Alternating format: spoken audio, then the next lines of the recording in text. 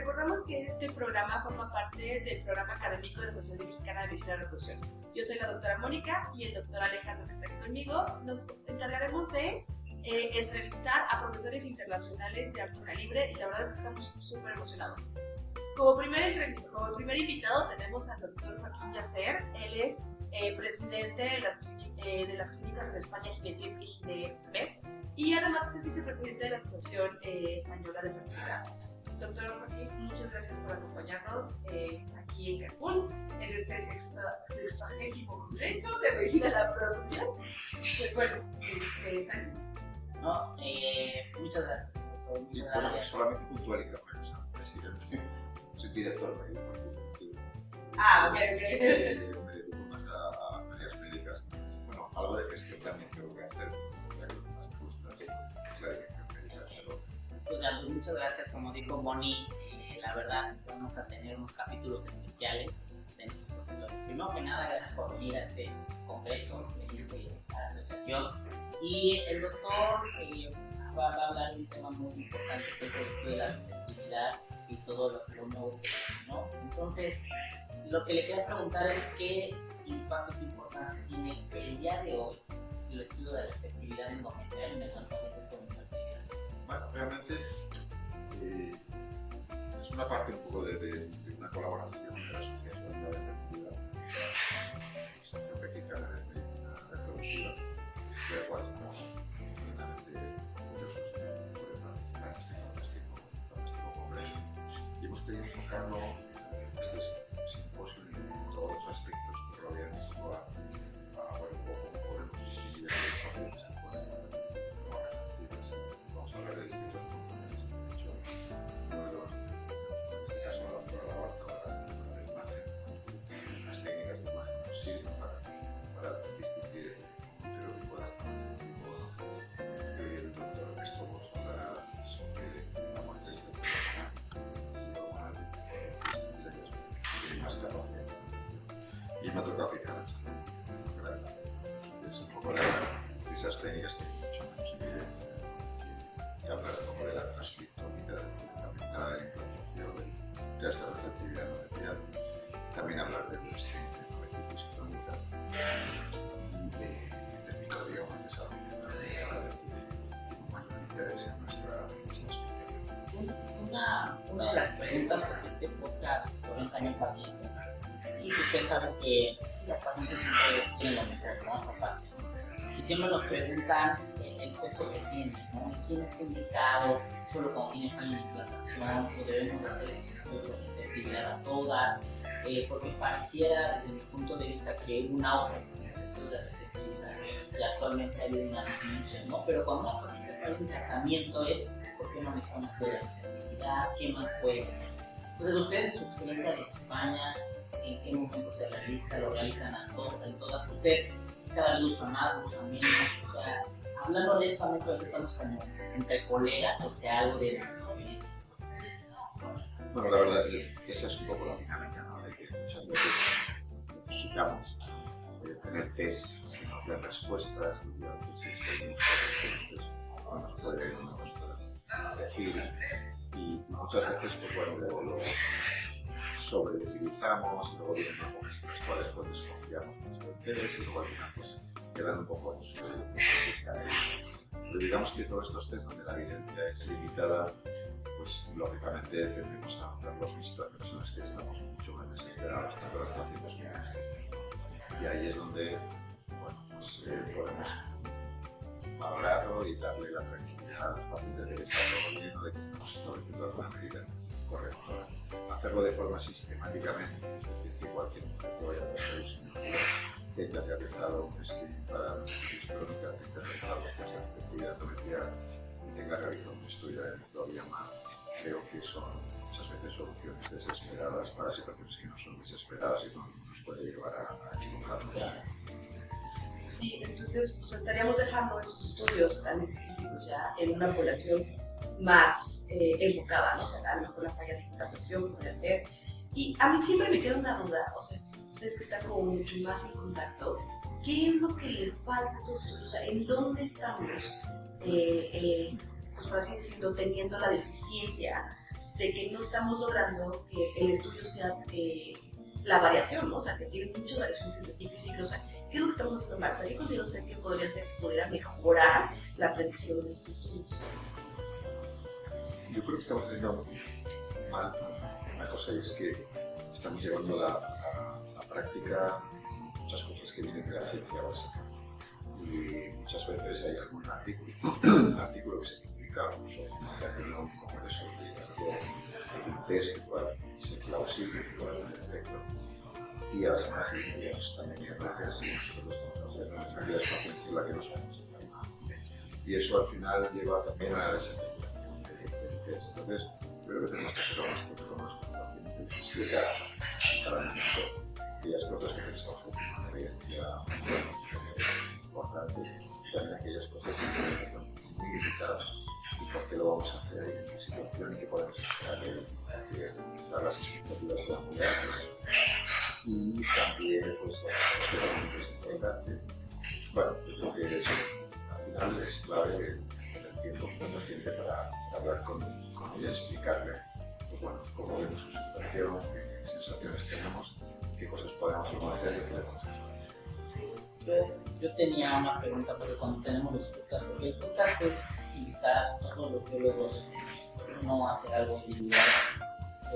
Siempre la pregunta, ¿cuál es el factor más importante en el embarazo? Para hacer que el embrión tenga un embrión de buena calidad, o la parte no motora, porque creemos que nos estamos viendo muy cortos todavía en el conocimiento a nivel familiar. Es mi punto de vista, ¿no? O sea, esa parte, ¿cómo la ven ustedes? Bueno, creo que desgraciadamente nos cuesta mucho encontrar factores que mapean por los factores fundamentales. Nos cuesta muchísimo. De hecho, hay una revisión hace tiempo de un compañero estudio, Danilo Cimadón, que intenta ver por qué los individuos no actúan. Estudia un montón de factores, no recuerdo el número de factores. Una de las cosas que habla de estado, y al final descubre que hay algunos que puedan tener una influencia. Todos vuelven a ser embrionarios.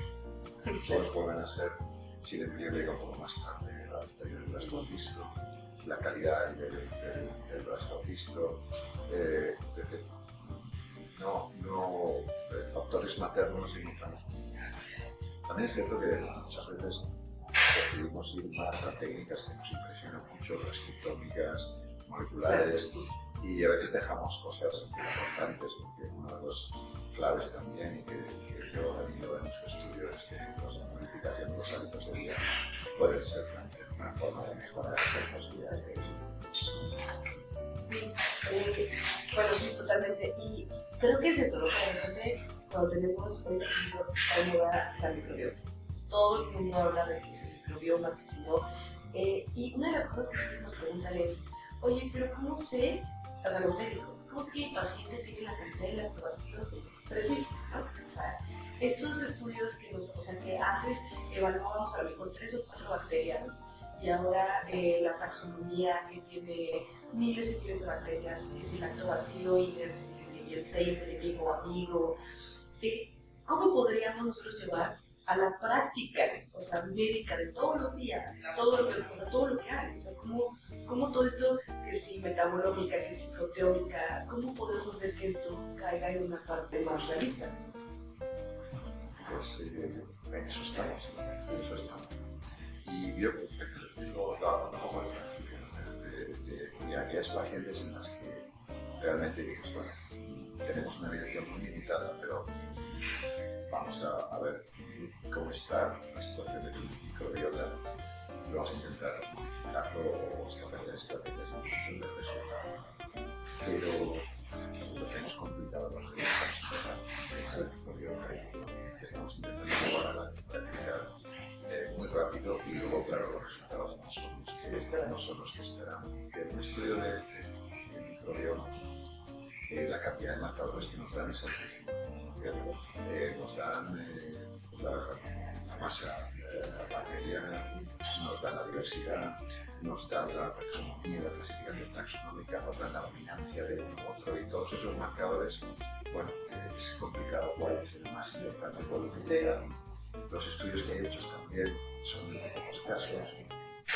Es complicado llevar a ese tipo de situaciones. También nos queda muchísimo por saber si realmente el problema que es el importante es el intestinal, ¿no? Y tal, es algo importante que tenemos ahora. Y luego también es muy importante si realmente podemos cambiar. Sí. Porque, bueno, hay estudios donde dando probióticos y placebo, pues, al final mejoran los organismos. Es decir, hay un montón de casos y también es complicado. El uso de antibióticos puede generalizarse, lo cual es muy importante también por la salud global. Es decir, que estamos empezando y es plausible pensar que el microbiota tiene una influencia, pero hay que ver exactamente cómo podemos mejorar la vida de nuestros pacientes. Y una de las cosas que a mí siempre me llama mucho la atención es como en todos los estudios que estamos haciendo, lo que hacen a nivel internacional, siempre me llama la atención de la población, ¿no? O sea, siempre o mujeres blancas o mujeres, o sea, cuando nos vamos diferenciando, la cantidad de pacientes que al final hay hispanos o asiáticos o afroamericanos es muy poca. Siempre estamos hablando de población del 90% población blanca y muy poco de resto. Entonces, podríamos llegar a generalizar todos los datos que tenemos. O sea, siempre nos llama la atención que si podríamos nosotros decir, las pacientes del ensayo clínico caracterizado son las pacientes que van a estar en nuestra consulta real. Ese es un poco uno de los caballos de batalla que estamos haciendo ahora. Pero si realmente está reducido todos los ensayos clínicos que han utilizados o los que extraen datos del mundo real. Yo creo que eso va a ser muy importante en los próximos años, porque el data science va a ayudar mucho y va a hacer que puedan extraer datos del mundo real y eso es, digamos, una buena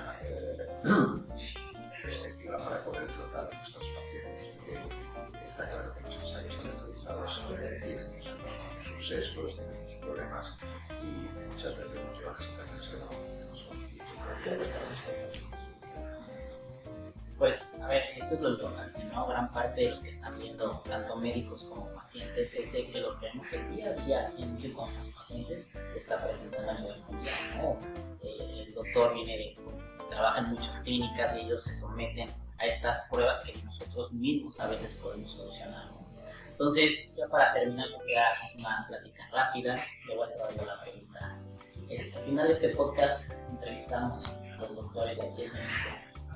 ¿Cómo vemos el futuro de la reproducción hablando de México, ¿no? Porque tenemos ya unos años, muchos comentan tener más acceso a los pacientes, más publicación en México que se necesita. Y la pregunta que le haría a ustedes, ¿cómo ve la reproducción en un futuro? ¿Hacia dónde va? Y si nos ves como España en general, ¿no? ¿Hacia dónde va o dónde le gustaría que fuera la reproducción en un futuro? Bueno, yo lo veo que hemos conseguido muchísimas cosas en los últimos años y nos damos cuenta, pero hemos conseguido prácticamente terminar con el embarazo múltiple y estimulación y casi que no lo pensábamos que podíamos conseguir. Y el futuro es difícil de predecir hacia dónde nos va a ir. Yo creo que hay aspectos que no son muy técnicos, porque de la inteligencia artificial y de la genética, pues bueno, todavía tenemos muchas expectativas de los embrios. Pero bueno, hay objetos que me parecen también muy importantes y es disminuir las tasas de desistimiento de los pacientes. Es decir, la mayoría de los pacientes terminan su lucha por tener un hijo sin tenerlos, porque existen, porque no siguen intentando, o porque ni siquiera acceden, ¿no? Y ahí tenemos un reto importante de hacer tratamientos que sean más accesibles y que esos tratamientos sean más sencillos, más cómodos y permitan que la paciente pueda continuar y repetir los tratamientos y seguir intentándolo para poder conseguir. ¿No? Pues nada, pues muchas gracias doctor por su tiempo, por regalarnos esta plática tan interesante y pues no se pierdan por favor, las pláticas también van a estar en la aplicación, en la página de la oficial de la MMR y bueno, pues nada, pues muchas gracias por esta entrevista. A vosotros, gracias. Termina.